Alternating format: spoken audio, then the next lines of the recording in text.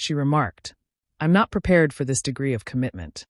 After I brought up the idea of cohabitation, I replied, "I completely understand." Then, I ensured she maintained the independence she desired. She truly comprehended what commitment entailed when her credit card was declined while trying to buy groceries. Hey guys, big thanks to everyone who's been backing the channel. But just a few of you have actually hit the subscribe button. So if you like what you're watching, make sure to tap that subscribe and help us keep going. My phone has been silent for 3 days, which is just how I prefer it. You know that feeling when you sense a relationship is about to get tricky? That moment when someone starts behaving oddly over simple things? That was my girlfriend Sarah 2 months ago when we began discussing our lease. We had been together for 18 months. I divided my time between her place and mine fairly evenly, but her lease was up for renewal. It seemed logical to talk about potentially getting a place together, save some money, and have more space, the typical progression. I mentioned it one Sunday while we were preparing breakfast. Nothing dramatic, just a casual, "Hey, your lease ends next month. What are your thoughts?" Sarah gave me this look, as though I had just asked her to donate a kidney. She started talking about how she wasn't ready for that level of commitment, mentioning how moving in together alters the entire dynamic of a relationship, emphasizing her independence and uncertainty about giving that up. Fair enough. Everyone has different timelines for relationship milestones. I told her I completely understood, and she should do whatever felt right for her. What I didn't mention was that Sarah's independence was largely funded by my credit card in ways she seemed to take for granted. Here's the thing about Sarah's fierce independence. Most of her expenses were charged to my accounts. It started small 6 months into dating. Sarah's car needed repairs, but her credit card was maxed out. I offered to use mine, and she could pay me back. Then came her dentist bill. After that, some unexpected vet expenses for her cat. Each time, Sarah promised to reimburse me once she got back on her feet. Each time, I reassured her not to worry about it because we were together, and these things happen. Over time, it became routine. Sarah's phone bill went on my family plan since it was cheaper. When we shopped together, groceries usually went on my card, and I filled her gas tank when we were out. Dinners, entertainment, clothes, shopping trips. Most of the regular expenses that make life comfortable were charged to my accounts. Sarah contributed when she could, but I covered the majority without keeping track because I thought we were building something together. In reality, we were constructing her lifestyle while I fostered resentment. But I didn't voice any of this when she expressed her reluctance about commitment. I simply nodded and agreed that she should keep her independence. On Monday morning, Sarah renewed her lease for another year. She called me, excited about how she had managed to get the landlord to keep the rent the same and how she was looking forward to another year in her space. I congratulated her on the great news and asked if she had informed her parents yet. On Tuesday, I reviewed my accounts and began making changes. I contacted my phone company and removed Sarah from my family plan. Effective immediately, she would need her own phone service. I logged into my credit card accounts and took her off as an authorized user on all of them. I changed the card numbers for good measure to ensure any stored payment information would stop functioning. I updated my streaming services, insurance policies, and gym membership. Anywhere Sarah was listed as authorized or covered, I revoked her access. On Wednesday, Sarah texted me asking if I wanted to have dinner at that place near her apartment. I agreed and suggested she make the reservation since she was taking charge of her independence. She seemed puzzled by the wording but went ahead and made the reservation. Thursday, we went grocery shopping together as usual. At checkout, Sarah handed over her credit card out of habit. It was declined. She looked embarrassed and tried again. Still declined. I offered to help, but she insisted she had cash and covered it herself, looking frustrated about her card not working. On Friday evening, Sarah called, sounding stressed.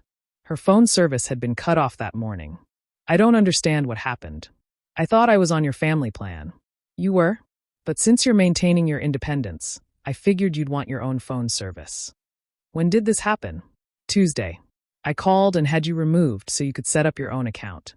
You could have given me a heads up. I thought you'd appreciate the independence. Now you have full control over your phone service." A long pause followed as she processed this. "This feels like you're punishing me for not wanting to move in together." "I'm giving you exactly what you requested, Sarah. Independence." "That's not what I meant, and you know it." "What did you mean?" "Because from where I stand, you said you weren't ready for our lives to be intertwined." I meant I wasn't ready to live together, not that I wanted you to cut me off from everything. But having your expenses covered by my accounts is intertwining our lives. I'm just respecting your boundary about commitment levels. She attempted to clarify how phone plans and shared expenses were different from living together, claiming I was taking her words too literally. I told her she was undeniably correct about not being prepared for commitment, which was why I was facilitating her true independence. You're being ridiculous. I'm honoring your clearly stated preferences. 2 weeks later, Sarah's adjustment to real independence turned out to be more costly than she expected. In the first week, she had to establish her own phone plan, which turned out to be significantly more expensive than the family plan rate she had been enjoying. She also had to pay an activation fee and purchase a new phone since her old one was linked to my account. Her credit cards were declined at several places before she realized I had removed her as an authorized user. She had to rely on cash and her personal cards, which had much lower limits than what she was accustomed to. Sarah soon recognized how much of her routine was tied to my accounts. Streaming services, gym membership, even her car insurance had been bundled with mine for better rates. By the second week, the financial pressure was mounting for her. She called me, asking if we could discuss the phone plan situation. Maybe I could get back on your family plan and pay you my share directly. That would involve our finances being connected again. I thought you weren't ready for that level of commitment. A phone plan isn't the same as moving in together. It's still financial interdependence. You said you valued your independence.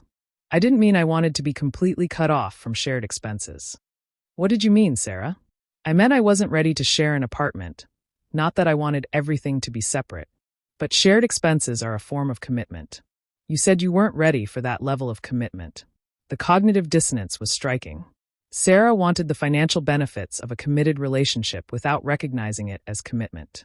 She argued that couples share expenses frequently without living together, accusing me of being petty and vindictive. I reminded her that she had chosen independence over interdependence. I was just ensuring she got what she desired. This isn't what I wanted. Then what did you want? I wanted to keep dating without the pressure of moving in together. While I continued to support your lifestyle, you never indicated it was support because I thought we were building something together. You made it clear we're not. She couldn't dispute that reasoning. 1 month later, Sarah's lesson in independence continued as more bills came due. Her car insurance premium tripled when she had to get her own policy, as she had been receiving a multi-vehicle discount on my plan for nearly a year. Streaming services amounted to about $80 monthly when she had to subscribe individually instead of sharing my accounts. Grocery bills escalated quickly when she couldn't split costs with me anymore. She began shopping at cheaper stores and opting for generic brands. The financial reality of true independence was impacting her social life as well.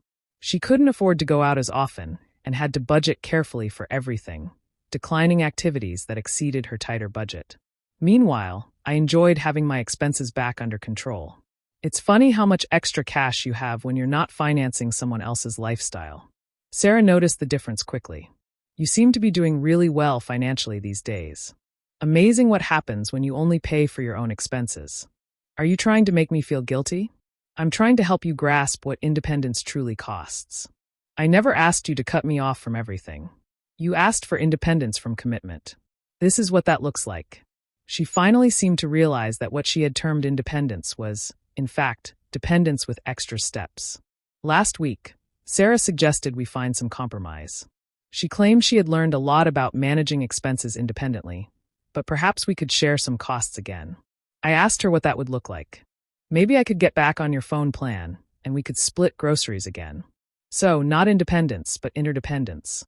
That's a creative way to describe financial support. Couples assist each other with expenses. They do, but they also recognize when they're receiving help. I acknowledge it now. After being compelled to recognize it due to her credit card being declined, she fell silent. 6 weeks later, Sarah made one last effort to revert our financial arrangement to the old normal. She visited last weekend with a detailed presentation about how she had learned to budget better and appreciated my help more now that she understood its worth. She expressed her readiness to discuss moving in together if it could help us both save money. I told her I appreciated the offer, but I wasn't interested in subsidizing someone who needed 6 weeks of financial independence to realize they weren't financially independent. That's not fair. You're willing to compromise now that independence turned out to be costly. I learned my lesson. You learned that living expenses money, Sarah. That's not equivalent to learning a lesson about relationships. What else do you want me to grasp?